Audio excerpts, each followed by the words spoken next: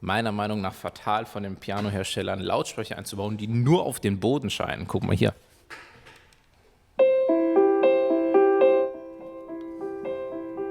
Nach meinem letzten Sonntagsvideo habe ich ganz viele Fragen bekommen. Thomas, sag mal, wie machst du das, wenn du den Pianosound aus dem Computer nimmst? Wie machst du das mit den Lautsprechern? Wo kommt der Sound raus aus dem Computer? Was hast du da für Lautsprecher? Geht das aus dem E-Piano? In diesem Video werde ich dir alles beantworten, bis ins Detail. Ich werde dir das alles genau zeigen an meinem Piano. Ja, und damit herzlich willkommen. Thomas Forschbach hier von Werde Musiker. Und ich starte zuerst mit einer Auflösung. Es gibt ganz viele in diesem Video, nämlich die erste Auflösung befindet sich hinter meinem Piano.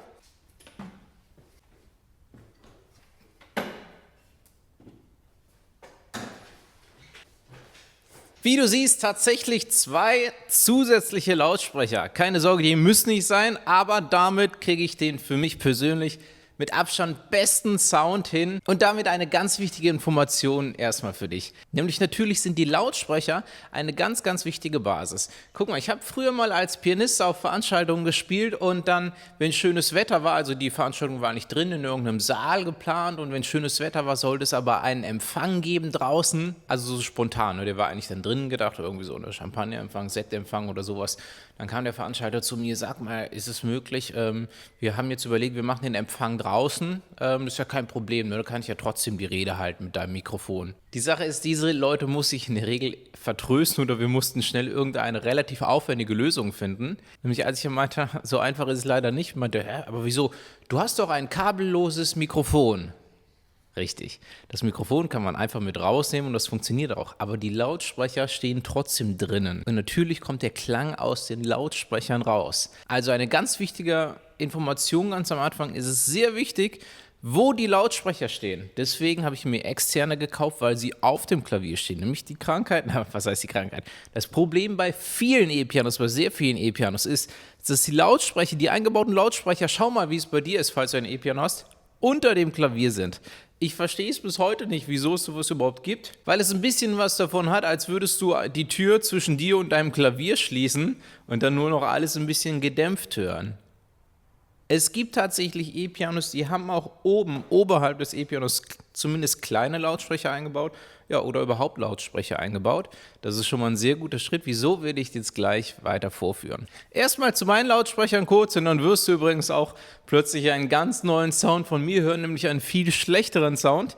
Du wirst nämlich jetzt hören, was aus diesen Lautsprechern rauskommt und in dieses Mikrofon reingeht. Und das ist viel schlechter als das, was du normalerweise von mir hörst, weil du eigentlich die eigentliche Pianospur von mir hörst aus deinen Lautsprechern. Übrigens, alles, was du jetzt hörst, kommt aus deinen Lautsprechern raus. Ist völlig klar.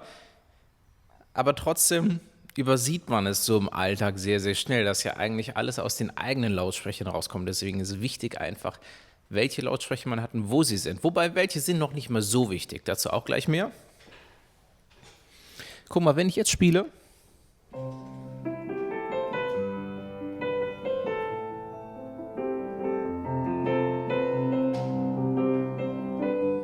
dann hört sich das für mich wirklich wunderschön an, weil der Sound aus den Lautsprechern direkt in meine Ohren geht. Da ist nichts dazwischen.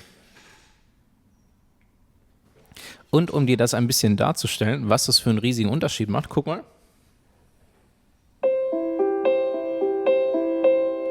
Jetzt hörst du es schon besser, als wenn ich den Lautsprecher mal umdrehen würde. Jetzt halte ich den wieder zu dir und halte mal die Hand davor.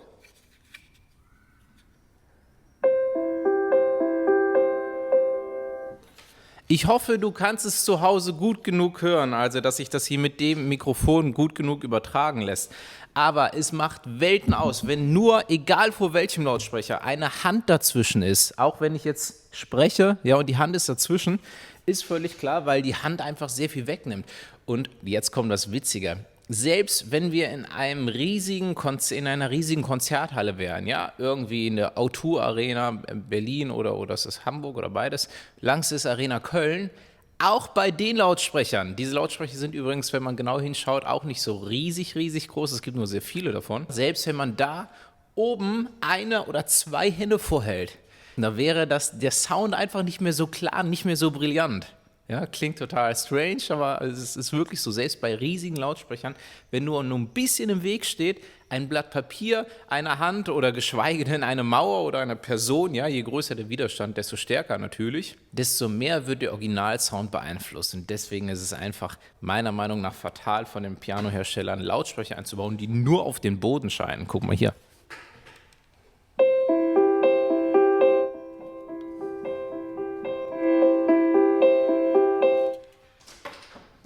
Ich weiß nicht, was bei dir jetzt wirklich besser klingt, ja, über dieses Mikrofon, aber es klingt anders. Das ist einfach mal ganz wichtig zu wissen. Man kann es natürlich auch hinkriegen, dass Lautsprecher, die nach unten schallen, dass sie besser klingen. Man kann irgendwie so mehr Höhen reindrehen. Da gibt es verschiedene Möglichkeiten, dass es trotzdem gut klingt. Aber vom Prinzip her ist es nicht der direkte Weg einfach. Ne? Der direkte Weg ist wirklich von da nach da, vom Lautsprecher direkt ins Ohr, ohne dass was dazwischen ist, ohne dass was zwischen den Schallwellen dazwischen ist. Du musst dir vorstellen, aus diesem Lautsprecher, aus jeder Schallquelle, auch aus meinem Mund, kommen Wellen raus ins Mikrofon, aus dem Lautsprecher kommen Wellen raus in meine Ohren. Sobald da was dazwischen ist, dann werden die Wellen behindert. Ja? Egal was dazwischen ist. Es kann wirklich nur ein Blatt Papier sein, das behindert bestimmte Wellen schon. Ganz tiefe nicht, also Bass, ja, eigentlich noch tiefere. Es gibt also richtigen Bass, den man im Bauch spürt. Der wird nicht von einem Blatt Papier behindert, aber gerade Frequenzen, die im Bereich des Klaviers und insbesondere der oberen Töne des Klaviers sitzen, die werden sehr deutlich behindert. Und die Brillanz geht einfach dadurch verloren, auch wie das Schöne am Klavier auch. Ich gehe aber noch einen Schritt weiter bei meinem Piano-Sound. Ich bleibe nicht nur bei den Lautsprechern. Dazu jetzt gleich mehr. Erstmal ganz kurz, was sind das für Lautsprecher? Wie habe ich die angeschlossen? Angeschlossen ganz einfach hier einfach am Kopfhörerausgang von meinem Computer. Und das Ganze sind so 2.1 Lautsprecher. Die hier sind jetzt von Bose. Du brauchst bestimmt keine von Bose. Die habe ich mir damals nur gekauft, weil ich für meine Ostergala, die es ja so im 5.1 Surround Sound gibt, damit ich auch diesen Surround Sound habe mit nur 2 Lautsprechern. Das sind ganz besondere Lautsprecher, die waren auch, ja, also die haben bestimmt 300 € gekostet oder so. So teuer muss es gar nicht sein. Es gibt viel, viel günstigere 2.1 Lautsprecher, aber ich glaube, wenn du da in irgendeinen Elektrofachhandel gehst und dir das einfach mal anhörst, da gibt es sehr, sehr viel gute Sachen. Es müssen, ja, also diese 2.1 Lautsprecher haben den Vorteil, dass man sie schön weit auseinander auf dem Klavier platzieren kann. Man kann natürlich auch in der Mitte des Klaviers irgendwie so einen anderen Lautsprecher, die es ja heute gibt, platzieren, diese Boomboxen oder wie die heißen, die man auch mit Bluetooth ansteuern kann. Letztendlich habe ich noch hinter dem Klavier noch einen Basslautsprecher stehen. In der Praxis nutze ich den aber gar nicht, weil ich habe den ausgedreht. Ja, wäre mir zu viel Bass, muss man aufpassen, wenn man das darüber einstellt, dass es nicht zu bassig klingt. Als nächstes möchte ich kurz zu der Sache kommen, wenn du aber den Klaviersound über dein E-Piano laufen lassen möchtest, das geht nicht mit jedem E-Piano, aber es geht mit einigen E-Pianos. Vom Prinzip her auch keine schlechte Variante, nämlich zum Beispiel ein schöner Mix kann es sein, dass über die eingebauten Lautsprecher des Computers und zusätzlich übers E-Piano laufen zu lassen. Das hängt aber wieder sehr ab von der Software und das sind definitiv noch fortgeschrittene Einstellmöglichkeiten und die würden leider den Rahmen dieses Videos sprengen. Als allererstes bräuchtest du in so einem Fall ein solches Kabel. Auf der einen Seite ist hier so ein Mini-Klingenanschluss, der kommt an den Computer dran, den ich dir vorhin schon gezeigt habe, wo ich gerade meine Anlage anstehen habe. Auf der anderen Seite sind hier 2 große Klinkenstecker. So ein Kabel gibt es so ungefähr für 7 €, das hier hat glaube ich 12 gekostet. Und diese beiden großen Stecker hier, die können bei dir ins E-Piano eingesteckt werden, meistens unter dem E-Piano, wenn du einen sogenannten Line-In-Anschluss hast. Es gibt eventuell Line-Out und Line-In und die beiden kommen in den Line-In-Eingang. Eventuell hast du nur einen Stecker davon, vielleicht ist es auch noch ein anderer als hier diese 2 großen Klinken, vielleicht ist es auch ein Chin-Stecker, ja, das ja ein bisschen anders aussieht, aber in der Regel sind das so 2 große Klinkenstecker. Wenn das Line-In heißt und dein E-Piano eingebaute Lautsprecher, kannst du damit in dein E-Piano gehen. Dieser kleine hier kommt in den Computer und schon kannst du den Sound aus deinem Computer über die Lautsprecher deines E-Pianos hören. Das war also die Möglichkeit, wenn du den Pianosound aus deinem Klavier über die Lautsprecher von deinem E-Piano ausspielen möchtest. Also geht nicht bei jedem E-Piano, bei meinem geht es zum Beispiel nicht. Aber auch wenn ich dann vorher noch gesagt habe, ist es doof, wenn der Sound nach unten geht.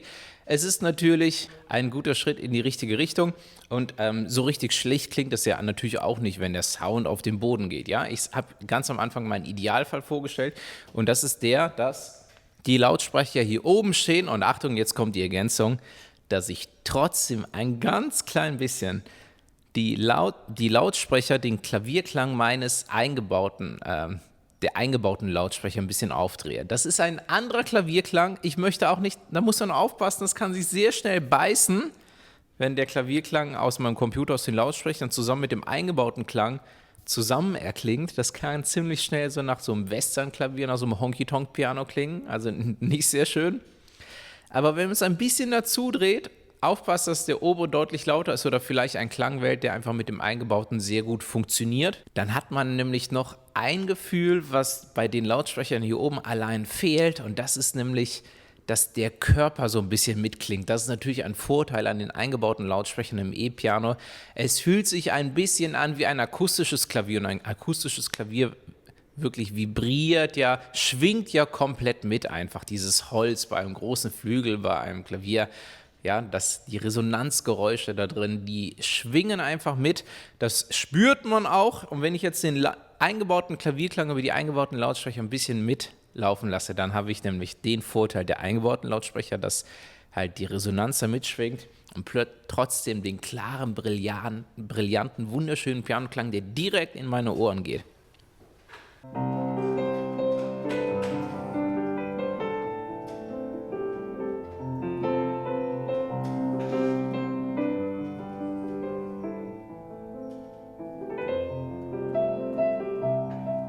Also, das ist eins meiner Lieblings-Setups hier. 2 Lautsprecher obendrauf, einen hochwertigen Klang aus dem Computer. Wenn du das noch nicht gesehen hast, check mal das Video von letzter Woche aus. Ja, und ein bisschen die eingebauten Lautsprecher, die da drin sind, zur Resonanz, noch ein bisschen Bauch noch mit reinbringen. Außerdem drehe ich den Bass ein bisschen raus aus diesen Lautsprechern. Da ist dieser Basslautsprecher, ne, habe ich vorhin gesagt, den kann man am Lautsprecher, an diesem Bass-Subwoofer, kann man das eigentlich bei jeder 2.1 Anlage komplett rausdrehen. Eine Sache noch, ich habe vorhin Bluetooth-Lautsprecher gesagt. Es kann sein, dass bei Bluetooth eine kleine Verzögerung auftritt durch die drahtlose Übertragung. Das ist nicht bei allen Bluetooth-Lautsprechern so. Ich glaube, bei ganz, ganz neuen kommt das eventuell nicht mehr vor. Es hängt aber vom Computer ab, es hängt von den Lautsprechern ab. Von Bluetooth-Lautsprechern würde ich zum aktuellen Zeitpunkt noch eher abraten von kabellosen Lautsprechern. Ich meine, du kannst es ausprobieren, falls du welche hast, aber ich glaube, das ist noch ein bisschen wackelig. Ich muss aber dazu sagen, dass das nicht die einzige Möglichkeit ist, wie ich Klavier spiele. Ich liebe es tatsächlich nach wie vor am meisten, an einem akustischen Instrument zu sitzen, zu spielen, auch vor allen Dingen, wenn ich für mich spiele, also an einem Flügel, an einem akustischen Wandklavier. Ich gehe sehr gerne einfach mal in ein Klaviergeschäft rein. Ja, sowohl in Köln als auch in Los Angeles gibt es da zum Glück genügend von, dass man einfach mal reinmarschieren kann und übrigens natürlich auch freundlich äußert, hey, hör mal, ich hau hier jetzt nicht drauf rum, darf ich mal kurz, also freundlich nachfragen, auf den Klavieren spielen, dann lassen dich in der Regel auch sämtliche Klaviergeschäfte wirklich spielen, wenn du da freundlich bist und einen Eindruck vermittelst, dass du da nicht einfach auf einem 100.000 Euro oder 100.000 Dollar Instrument rumhämmern möchtest. Aber natürlich liebe ich es auch, auf Instrumenten zu spielen, in Konzertsälen, in Veranstaltungssälen und so weiter, da gibt es oft sehr schöne Instrumente. Leider manchmal auch Instrumente, die in keinem guten Zustand sind, aber selbst die haben wieder was Charmantes. Also akustische Instrumente sind definitiv eine große Empfehlung. Und last but not least, im Studio gibt es natürlich Lautsprecher, größere Lautsprecher, Studiomonitore. Ja, wenn du es noch professioneller angehen möchtest, die vielleicht ein kleines Home-Studio bauen möchtest oder so, ja, dann sind Studiomonitore definitiv die richtige Wahl. Die sind nochmal größer als diese kleinen Lautsprecher. Sie stehen auf externen Ständern noch, Stativen nochmal. Sie sind perfekt ausgerichtet, dass sie wirklich zu dir schallen, ja, und haben ein sehr klaren, sehr ausgewogenes, brillantes Klangbild. Ja, ich bin relativ viel in Studios und da genieße ich dann natürlich auch den Klang aus diesen Lautsprechern. Und eine Sache möchte ich nicht verheimlichen. Das Einfachste überhaupt und gerade zur fortgeschrittenen Stunde natürlich auch sehr wichtig, einfach mal Kopfhörer aufsetzen. Die kommen sowieso in den Kopfhörerausgang des Computers und da geht der Sound definitiv aus den Lautsprechern sofort in deine Ohren. Einen direkteren Weg gibt es nicht. Mit dem einzigen Nachteil, dass dir die Ohren ein bisschen kaputt machen kann, wenn man es übertreibt, zu laut und zu oft damit spielt. Also, ich hoffe, dir hat das Video sehr gefallen. Ich bin gespannt auf deinen Kommentar unter dem Video. Wie machst du das? Wie hat dir das Video gefallen? Hast du noch irgendwelche Fragen? Ja, ansonsten freue ich mich wieder, dass du dabei warst. Vielen, vielen Dank fürs Zuschauen und bis zum nächsten Video.